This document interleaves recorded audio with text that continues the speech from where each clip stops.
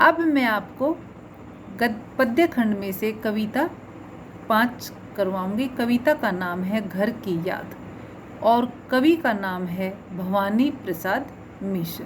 जैसे पहले भी मैंने आपको कविताओं में करवाया है कि सबसे पहले मैं आपको कवि परिचय बताती हूँ, फिर कविता का सार बताती हूँ और उसके बाद उसकी व्याख्या करते हुए प्रश्नों के उत्तर करवाती हूँ। तो इसी तरह से जो कविता नंबर 5 है घर की याद, उसके बारे में मैं सबसे पहले आपको कवि परिचय बताऊंगी। भवानी प्रसाद मिश्र आधुनिक हिंदी कविता के समर्थ कवि माने जाते हैं। उनका जन्म 1914 में होशंगाबाद जिले, कहाँ पर है ये, मध्य प्रदेश में टिगरिया नामक गांव में हुआ था। इनके पिता का नाम सीताराम मिश्र था, जो शिक्षा विभाग में अधिकारी थे और साहित्य में भी उनकी गहरी रुचि थी।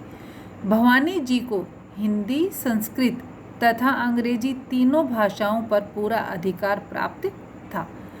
इनकी माँ का नाम गोमती देवी था। अपने माता पिता से इन्होंने अच्छी शिक्षा ली थी।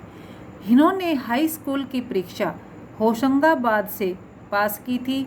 फिर बीए की परीक्षा 1935 में जबलपुर से उत्तीर्ण की थी। उत्तीर्ण करना, पास करना। 1946 से 1950 तक वे महिला आश्रम वर्धा में एक शिक्षक रहे थे। एक अध्यापक के तौर पर इन्होंने कार्य किया था। फिर इन्होंने कल्पना, एक मासिक पत्रिका थी, उसका संपादन भी किया था। आकाशवाणी में भी इन्होंने काम किया था और उसके बाद ये गांधी जी स्मारक निधि और सर्व सेवा संघ से जुड़ गए थे।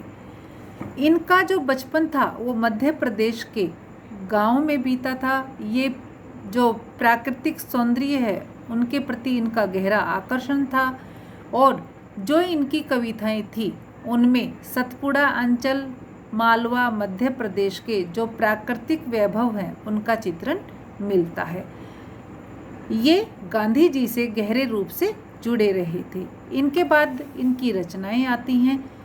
इनकी जो प्रकाशित हो चुका है जो काव्य संग्रह, वो इस प्रकार है: गीतफरोश, चकित है दुख, अंधेरी कविताएं, गांधी पंचशती, बुनी हुई रस्सी, खुशबू के शिलालेख, व्यक्तिगत, अनाम तुम आते हो आदि इनकी कविताएं थी।